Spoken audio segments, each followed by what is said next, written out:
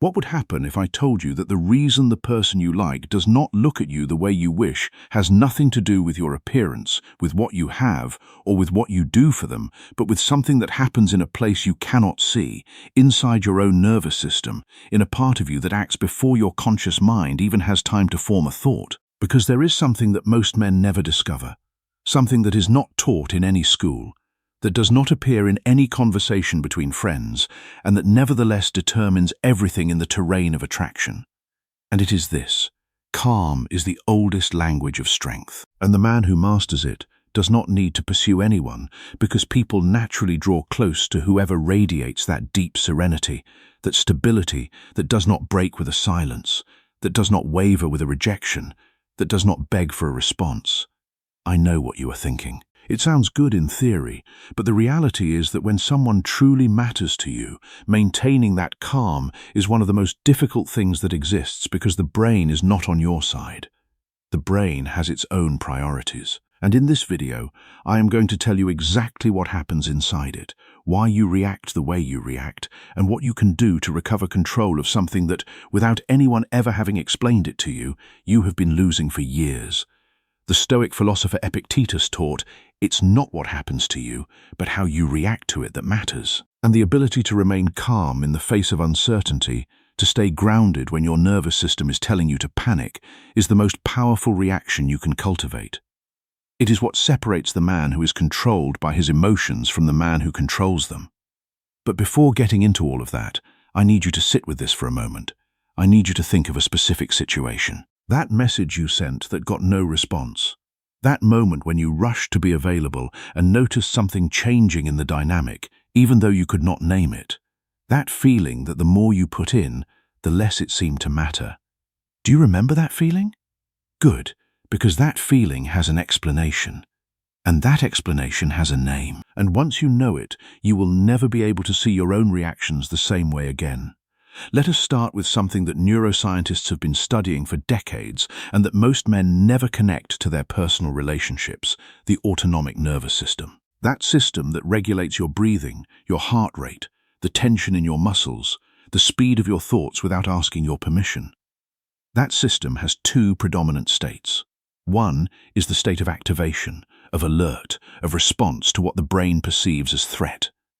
The other is the state of calm, of safety, of openness. And now comes something I want you to process carefully, because it completely changes the way you will understand everything that follows. When you wait for a response that does not arrive, when you interpret someone's silence as a signal that something has gone wrong, when you feel that impulse to write again to see what happens, your nervous system has entered a state of alert. Not because you are in real danger, but because your brain has classified that situation in a completely automatic and unconscious way as a threat to your social survival. And that is not a metaphor. It is literally what happens at a neurological level. The human being is a social animal. And during millions of years of evolution, being accepted or rejected by the group was not a matter of ego, it was a matter of survival. Those who were left outside the group died. And that alarm system that kept us alive for millennia is exactly the same system that today activates when someone you are attracted to does not return your message. The problem is that this system does not distinguish between a real threat and a perceived one. It does not distinguish between a predator on the savannah and a 2-hour silence on the phone. For your nervous system, both things produce the same cascade of responses. And that cascade of responses is what leads you to make decisions that, seen from the outside, make no sense at all. Writing more, explaining yourself more, looking for signals where there are none, interpreting every small gesture as a confirmation of your greatest fear. The Roman Emperor Marcus Aurelius wrote, "You have power over your mind, not outside events." Realize this, and you will find strength. When you understand that your nervous system is reacting to a perceived threat, not a real one, you can begin to exercise that power. You can begin to distinguish between the signal and the noise. And that distinction is the first step toward regaining control. And here is the paradox that poisons everything. The moment your nervous system enters that state of alert, something changes in you that the other person perceives, even if they cannot articulate it. Something in your tone, in your energy, in the way you relate. something that communicates at a level deeper than any word that you are activated, that something is missing in you, that you need her to do something so that you can be okay. And that, precisely that, is what extinguishes desire. Not because women are cruel, not because they enjoy the suffering of others, but because desire, at an evolutionary level, activates in response to signals of strength, of stability, of resources. And anxiety, neediness, invisible emotional urgency transmit exactly the opposite. They transmit scarcity. They transmit that this man needs something he does not have. Think about it. Have you ever been around someone who was desperate for your approval? How did it make you feel? Did it make you want to be closer to them, or did it make you want to create distance? The answer is almost always the latter, because desperation signals that something is missing. It signals that the person is not complete on their own. And that incompleteness is something that instinctively makes us want to pull away. Not because we are cruel, but because we are wired to seek partners who are whole, who can stand on their own, who can contribute to the relationship rather than drain it. Marcus Aurelius, the Roman emperor who governed one of the largest empires in history and who found time amidst wars and decisions that cost thousands of lives to write one of the most profound philosophical diaries that has survived, summarized it in a way that remains valid almost 2,000 years later. He wrote that it is not things that disturb us, but the judgments we make about things. And in this context, that translates into something very precise. It is not the silence of that person that destabilizes you. It is the meaning your mind assigns to that silence. It is the story you tell yourself about what that silence means. And that story, in most cases, is completely distorted by the state of activation in which your nervous system finds itself. But I am going to tell you something even more unsettling, and I want you to take it in calmly because it is uncomfortable, but it is true. The intensity you feel towards someone who is not completely available is not always love. Sometimes, and more often than we like to acknowledge, it is anxious activation. It is the nervous system responding to a pattern of uncertainty that produces the same symptoms as desire, but that has a completely different origin. Psychologists who study attachment behavior have spent decades documenting something that is difficult to accept when you first hear it.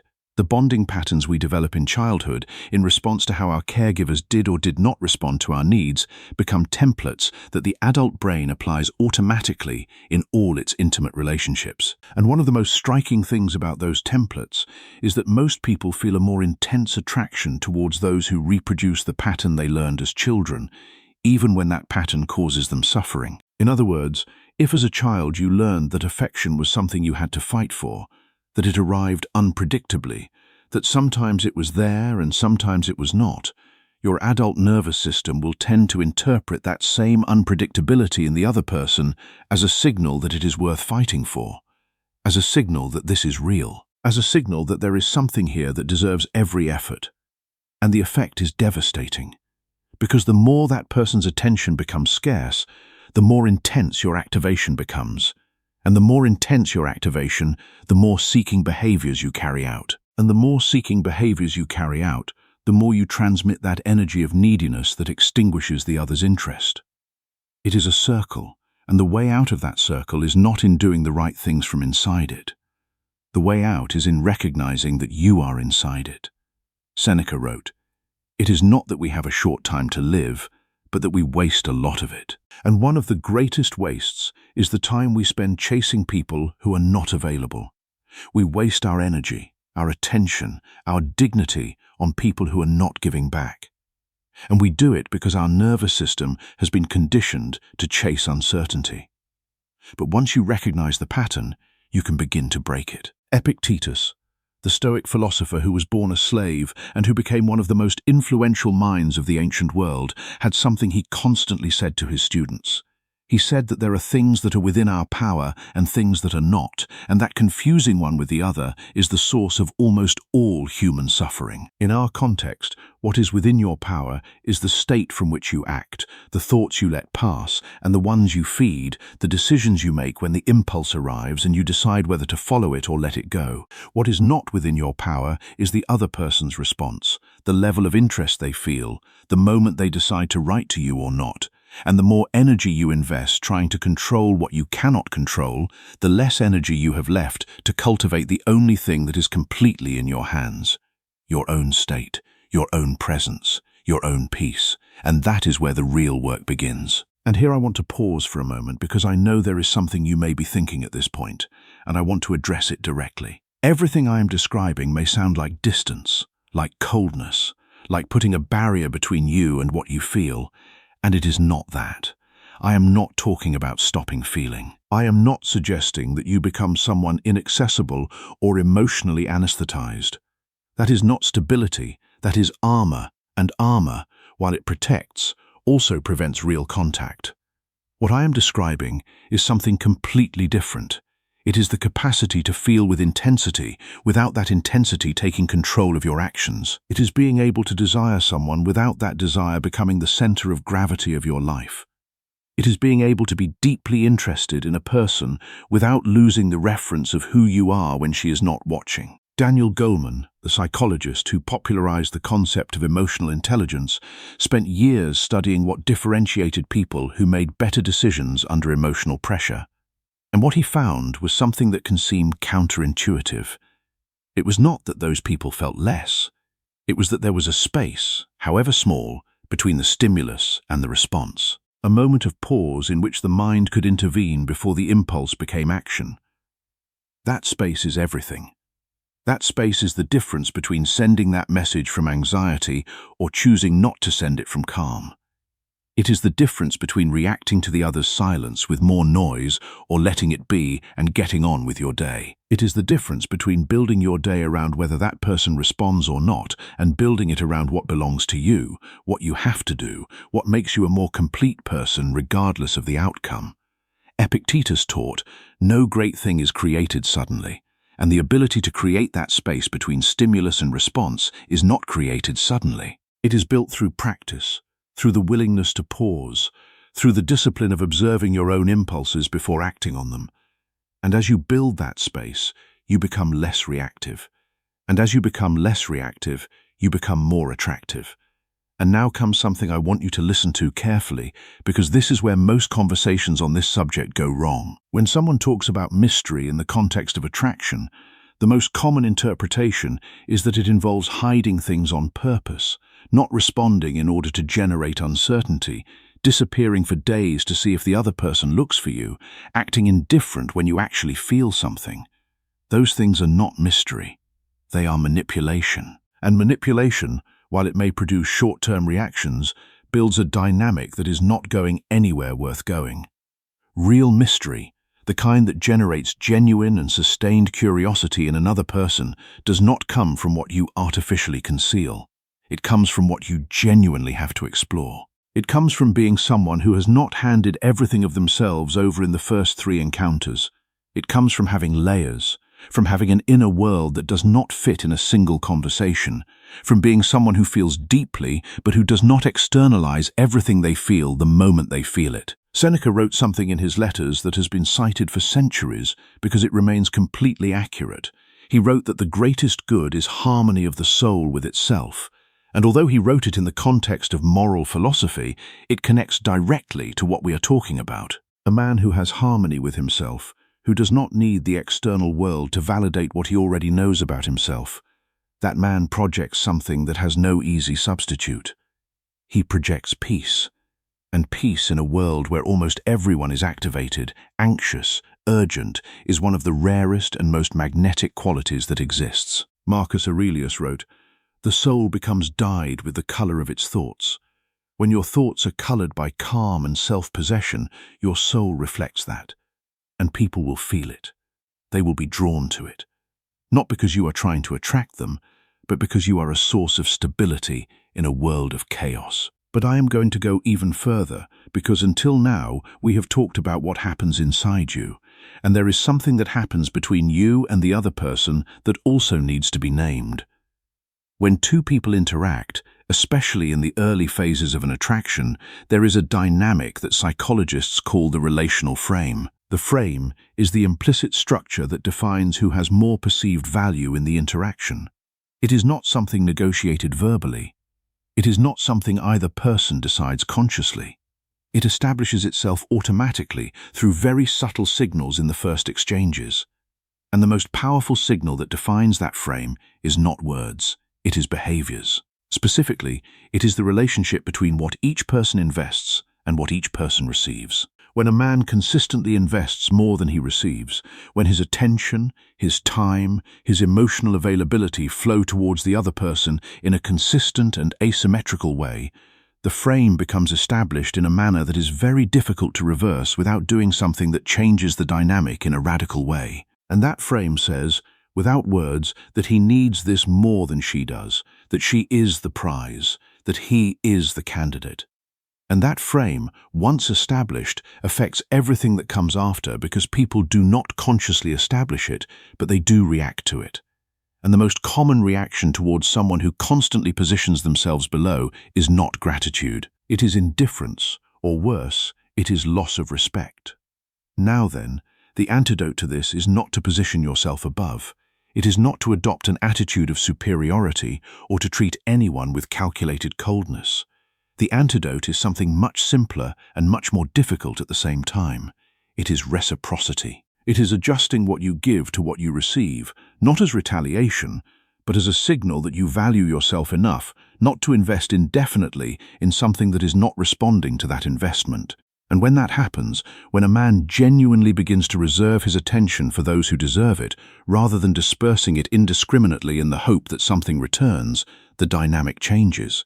Not always immediately, but it changes because the frame changes. I want to tell you something that ethologists, the scientists who study animal behavior in natural environments, have documented for decades. In almost all social species, the individuals who generate the most attention from others are not those who emit the most signals of need. They are those who least need the validation of the group to keep functioning. Those who have their own resources, a clear position, and a quiet indifference towards the approval of others. And although we are infinitely more complex than any other species, a part of our brain, the oldest part, the one that functions beneath language and conscious thought, continues responding to those same signals. It continues evaluating the people around us in terms of their signals of stability, of resources, of independence. And it continues reacting with attraction towards whoever seems to have those things, and with indifference or distance towards whoever seems to lack them. Seneca wrote, "True happiness is to enjoy the present without anxious dependence on the future." When you are not anxiously dependent on her approval, you can enjoy the present moment with her. You can be fully present, fully engaged, fully yourself. And that presence is what makes her want to be close to you. Now we arrive at the point that, in my opinion, is the most misunderstood of all that this subject touches on, and it is purpose. There is a great deal of talk about a man with purpose being more attractive, and it is true. But the reason it is true is not what most people think. It is not that women are attracted to success as such, nor to money, nor to visible achievements. The reason is much deeper than that. A man with genuine purpose has something that cannot be faked. He has an axis. He has an internal point of reference that does not depend on external circumstances or on anyone else's validation. He has something that matters to him more than the approval of any specific person. And that makes him naturally less reactive, less anxious, less hungry for attention. And that reduced reactivity, that lesser hunger for attention, is precisely what generates curiosity in others. Because curiosity does not activate in response to what we already know and completely understand. It activates in response to what we still cannot fully decipher, in response to what has depth we have not yet managed to explore, in response to something that, in some way, does not need us, but might choose us. Viktor Frankl described in his work something that goes far beyond seduction, but which illuminates it in an unexpected way. He spent years in concentration camps, in the most extreme conditions of deprivation and violence that a human being can experience, and came out of there with a conclusion he dedicated the rest of his life to defending. The conclusion was that the man who has a why can endure almost any how. And in our context, that why is what gives you stability when someone does not respond, what allows you to keep functioning when a dynamic does not turn out as you expected, what means that your emotional state does not depend on whether that person chose you or not because you already have something to get up for that has nothing to do with her. Without that why, Without that axis, another person's attention becomes the only thing that centers you. And when that happens, when a person becomes the center of gravity of your emotional well-being, something happens that we already described. You begin to orbit them. You begin to revolve around them. And from there, it is impossible to relate as equals because you are no longer in a position of equality. I am going to be very direct with you about something that almost nobody says in these conversations, and it is that there is a version of everything I have explained so far that is healthy, and there is a version that is not. The healthy version is to genuinely build, to invest in your life, in your work, in your health, in your friendships, in your intellectual and emotional development until those things are the genuine center of your existence, until a conversation or a silence from someone you are attracted to does not have the power to destabilize you because you already have solid ground beneath your feet. The version that is not healthy is using silence, distance, or coldness as tools to provoke reactions in the other person, calculating how long you take to respond in order to generate anxiety, disappearing not because you have things to do but to see if she looks for you, appearing indifferent in a deliberate way when you actually feel something. The difference between these two versions is not in the external behavior. Sometimes the behavior looks identical. The difference lies in the source, in the why, in whether you are genuinely centered or whether you are performing centeredness. And the human brain, even if it can't consciously explain it, detects that difference with astonishing precision. There is something in posture, tone of voice, response timing, micro-expressions, and the consistency between what is said and what is done that communicates far more than any strategy can hide. Epictetus taught, "It's not what happens to you, but how you react to it that matters." And how you react to her silence, her distance, her absence reveals everything about your internal state. If you react from a place of genuine calm, she will feel it. If you react from a place of performed calm, she will feel that too. And the difference between the two is what determines whether she is drawn to you or pulled away. So, what do you do with all of this? First, you become aware of your own nervous system. You start noticing when you are activated, when your heart rate increases, when your thoughts start racing, when you feel the impulse to reach out. You simply notice it. You don't judge it. You don't try to suppress it. You just observe it. Second, you create space. You practice pausing before you act. You count to 10 before you send that message. You take a breath before you respond. You give your conscious mind a chance to intervene before your nervous system takes over. Third, you build your axis. You develop your purpose. You invest in your life, your work, your health, your friendships. You make sure that your emotional well-being does not depend on any single person. You become a man who is complete on his own. Fourth, you practice reciprocity. You give what you receive. You adjust your investment to match the other person's investment. You don't overinvest in someone who is underinvesting in you. And you do this not as a strategy, but as a reflection of your self-worth. Fifth, you cultivate presence. You practice being fully present in your interactions without performing, without calculating, without trying to control the outcome. You simply are, and you trust that your presence is enough. Marcus Aurelius wrote, "The soul becomes dyed with the color of its thoughts." When you cultivate thoughts of calm, self-respect, and presence, your soul reflects that, and people will feel it. They will be drawn to it. Not because you are trying to attract them, but because you are a source of stability in a world of chaos. That is the power of calm. That is the power of the man who masters his own nervous system. That is the power of the man who does not need to chase because he is already complete. Be that man. Build that life. And watch how everything changes. If you made it to the end of this video, comment, "I made it," and I will personally reply to you myself. And if this resonated with you, subscribe to be part of this and give it a like if you enjoyed it.